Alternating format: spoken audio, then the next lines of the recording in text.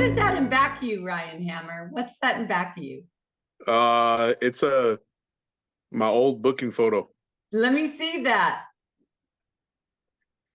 Oh my God.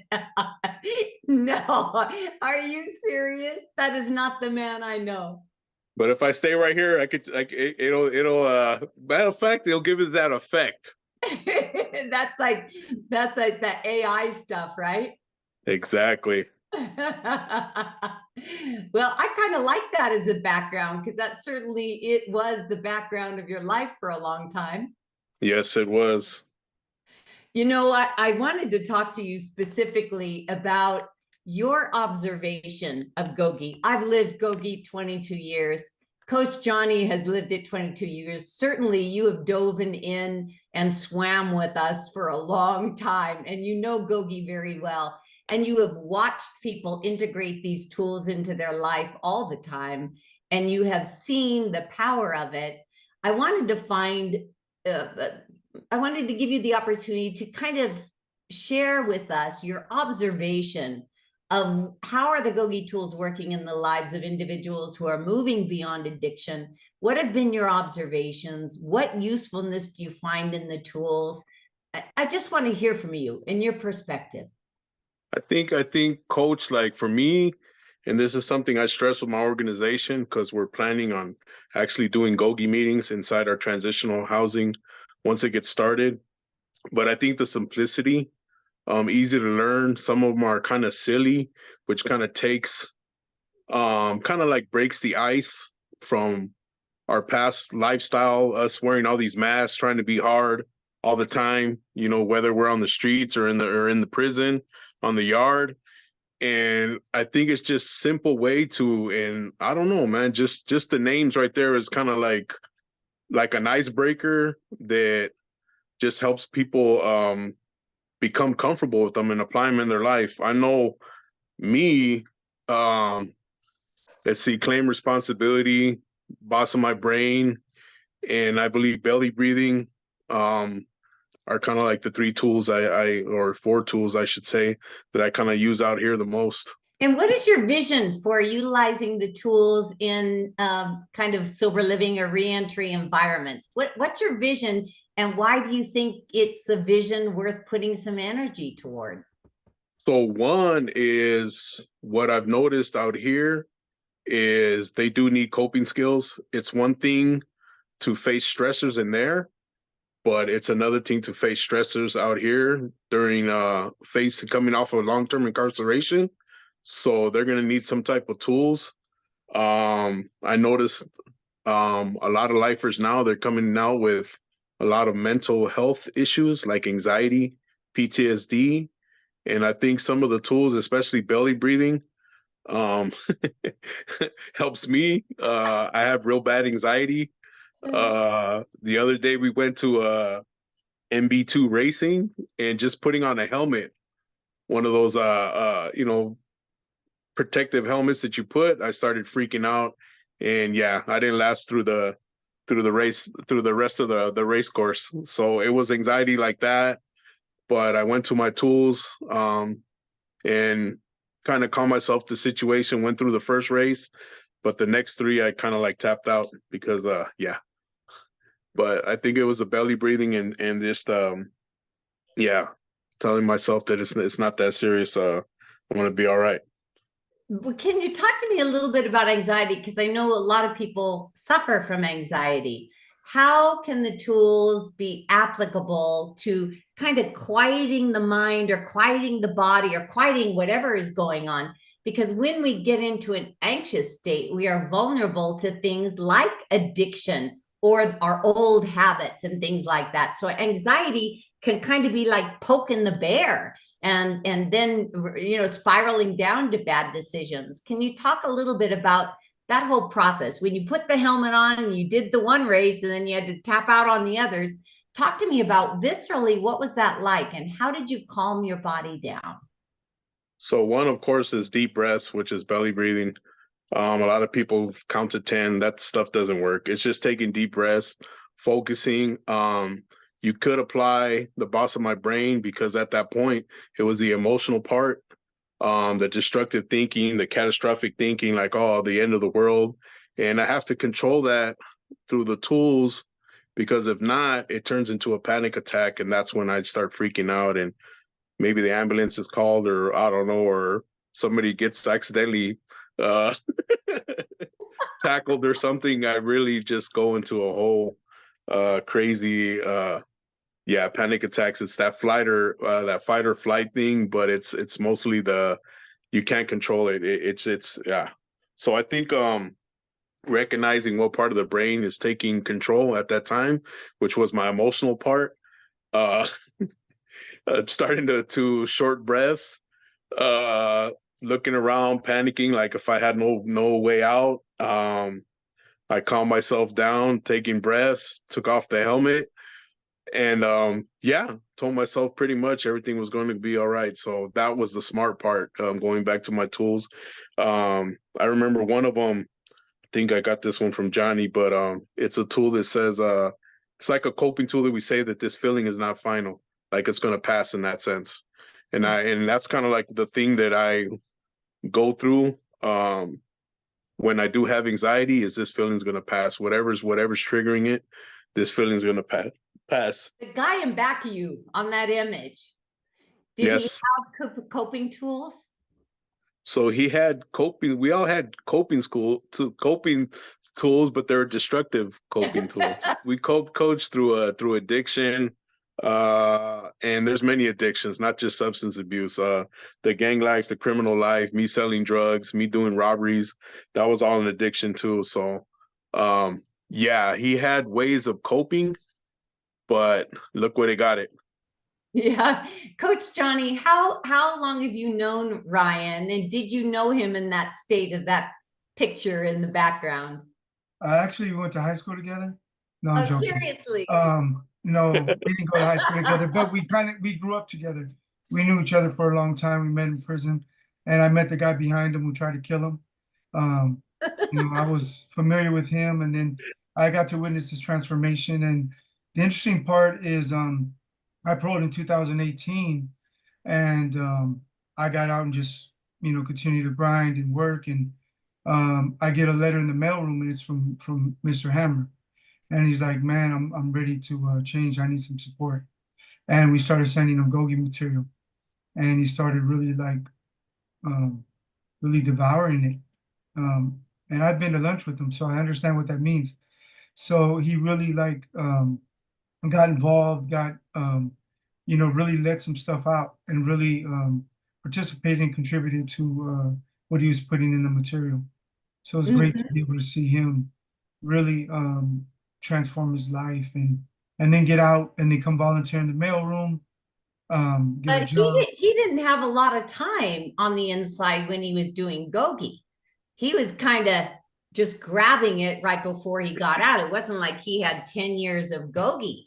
It was his was a most of his Gogi has been done on the outside.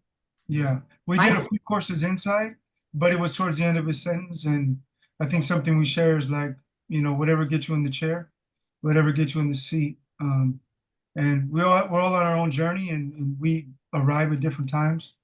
And I think if we would have introduced Gogi to the guy behind him, he wouldn't have been too receptive.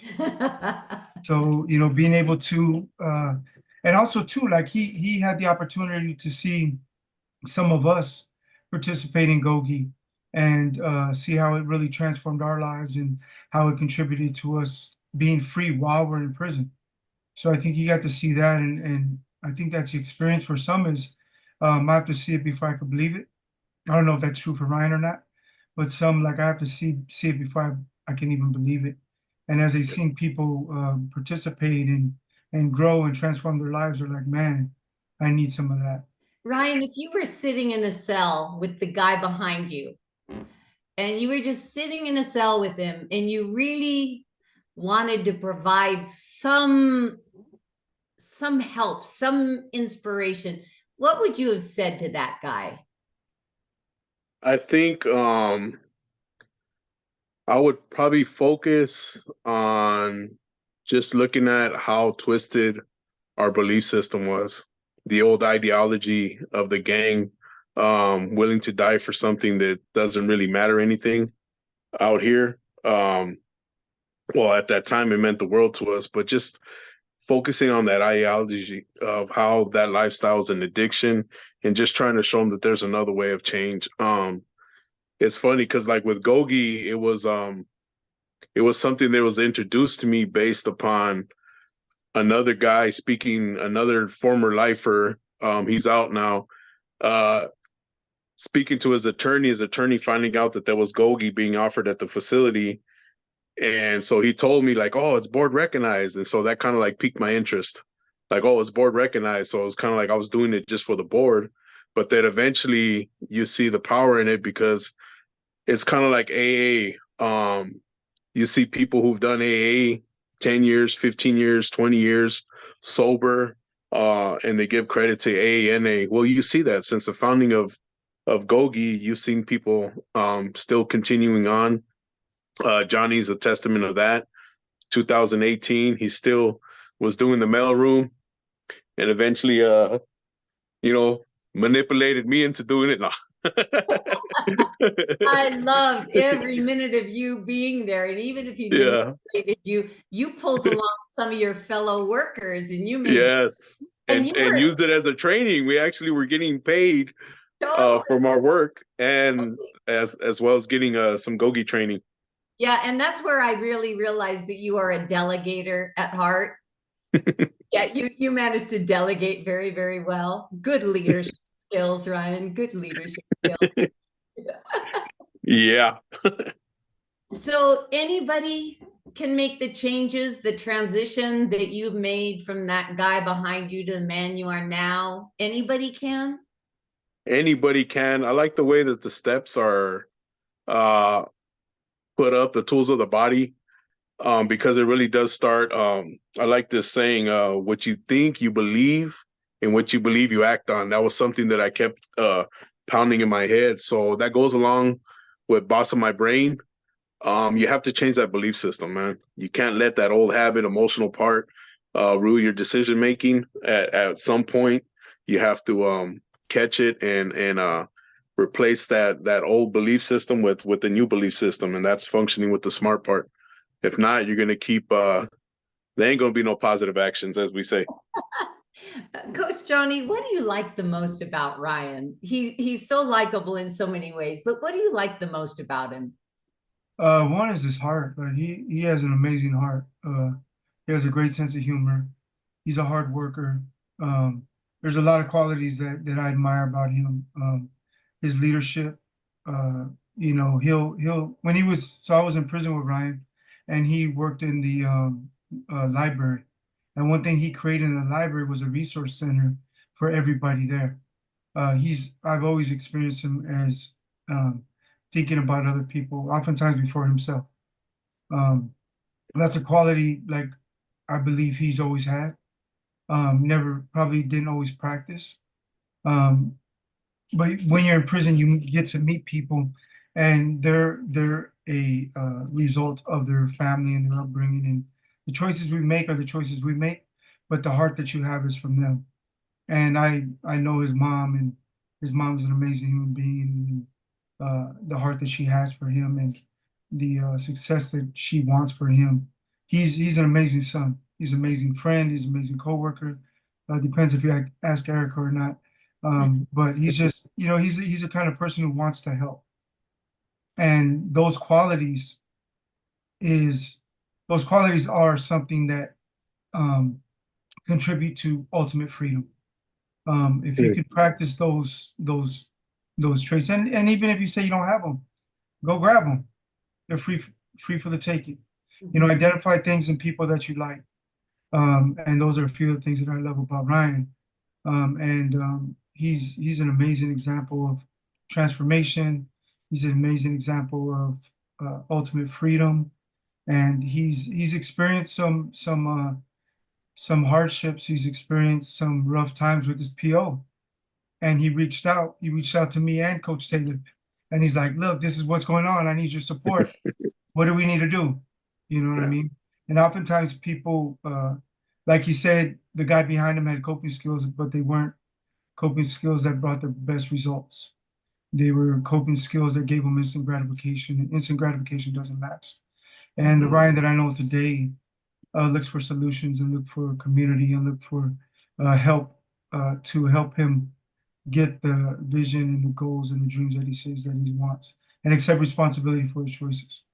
You know, I see those very same things in him. I don't have as much exposure as you did or do with Ryan, but I know those things about him. Ryan, how does it feel to know that that is how you are defined today? It's a wonderful thing, and I'm reminded of CGA. I think it's the fourth step where they tell us to list good things, like the good things you've done, the bad things. And I remember the list of bad things. I mean, you go on one, I could fill pages up. But when it came to good things, we weren't used to writing that stuff down. Yeah. And so it's kind of like that, you know what I mean? What Johnny said, it's like I'm not used to hearing that. Just Wednesday, was it a couple days ago? Yeah, it was Wednesday. We just we did our breaking of the wall, kind of breaking the wall that's between our transitional housing to our main building. And you know, the vision was in the beginning, me talking about when I was paroled to San Fernando Valley and just the lack of services there, especially in the housing. And so that kind of brought about the kind of lit the fire. And so they kind of like acknowledged it and recognized me, which I don't like that stuff. You know, it just feels uncomfortable for me. You know, what I do as a part of amends, because I've hurt a lot of people. I've ruined a lot of lives. And so that's just part of my reparation back to my community. That's why I believe I'm a reentry specialist. That's why I think I do what I do. Of course, my faith plays a big factor in that. But yeah, I don't know. I do what I do because it's actually genuine from the heart, you know. And yeah, hearing it, it's cool. I'm like, well, man, this guy looking at somebody else or something. But I guess at some point I just got to start accepting it, that I am that person. Yeah, you very much are. And I am so pleased that you've integrated the tools into the very aspects of your daily living. It makes me very pleased and satisfied that the work that we do at GOGI is having positive impacts. And I'm just so grateful and so proud of you. Thank you, Coach. What final words do you have to say, Coach Johnny, for somebody who's listening, who's saying, man, I look more like the guy in the back picture than the one on the camera? What would you say to that guy? Up until now. Up until now. Great. Yeah, you know, you get to create the picture in front of you. You know, a lot of times we can't do anything about the picture behind us, but you can do something about the picture in front of you. And the choices you make today and the lives that you lead. And I was often asked, like, what is the legacy you want to leave? And I think about that every morning when I wake up. Like, how am I contributing to making this world a better place? Am I staying grateful? You know, don't judge, but at night when I go to bed, I still wear shower shoes. And we call them Crocs nowadays. And when I go to bed, I put them under the bed. And I'm not there yet. when I wake up in the morning, I have to get on my knees to get them. And while I'm there, I thank God for another day. And I ask him, like, how can I help somebody else today? Like, what is it that I can do? And he'll always give me an opportunity. And those opportunities are what keep me free. So if you're sitting there and you're living the life that you're living and you're even considering something different, you know, the invitation is pick up a book. We should have the address of GOGI. Write us and tell us, hey, I just seen that video, man, and you know, I'm looking for something new. And we'll send you my life story, and we'll look for donors to help support you in this transformation and this change. And it's just about identifying tools to help you make better decisions and get you to a place in your life where you can be not only happy but satisfied, and you can walk around like knowing that you're serving your purpose. And you know, they say the two most important days in your life is the day you were born and the day you identify your purpose. And we're here to support you in that. I love it. What final word do you have to say to that person that's sitting on that 2-inch mattress wanting to know what direction or what is the next step? Man, I would say, Coach, I mean, and it sounds like a cliche, but we always say, like, you tried it all. Why don't you try GOGI and give it a shot? I mean, it's addicting in that sense. And what I love about it, and what I pitch to my organization, that they need some of our participants. Of course, we serve those impacted by the justice system. So some of them need it for probation, parole, some of it needed for court. And so I pitched the fact that, man, you get a certificate and a book report, showing your progress, all the stuff that you've done. And me, when I got my GED and I got that certificate after dropping out at 8th grade, I was kind of like, man, that certificate, that piece of paper means a lot, man. So it's rewarding that GOGI goes as far as, giving us, making us a certificate, and also providing us a book report, because that goes a long way. As long as even with support letters. So I would say, yeah, it's a family, man. Just give it a try, man. Give GOGI a try. It works. It's addicting. I remember when I would be like just in the handball court. I used to, like, this fat boy could play handball, and people would get mad and start cheating on me and this and that because they didn't want to lose to this fat boy right here, right?